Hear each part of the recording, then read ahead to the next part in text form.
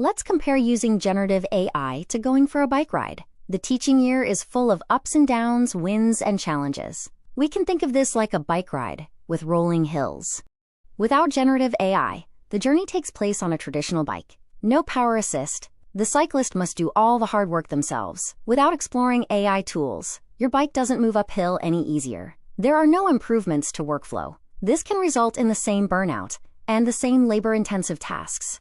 If you do reach the top of the hill, there may not be much energy or enthusiasm to approach the next challenge on the journey.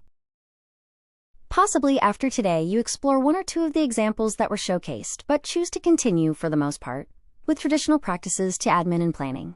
You are still in control of the bike, you know the destination, and have full control of steering. But if steering uphill is the end of term, then not engaging generative AI tools is like not turning on the power assist motor on your e-bike. You're doing all the work by yourself, and it's exhausting.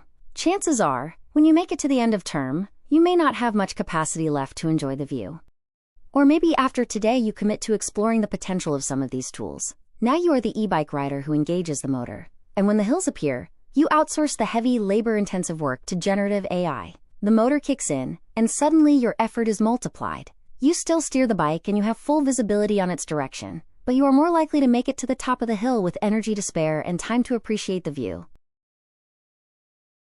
Whatever bike you choose for the journey, remember, it's important to note that if you outsource everything to generative AI without acting as, quote, human in the loop, it's like letting the motor on the e-bike do all the work with no one steering. And without direction, you'll crash for certain. At the end of the day, an e-bike doesn't know where it's going, and it certainly cannot connect with the students. That's your expertise, so why not stop pedaling against the wind of administrative fatigue?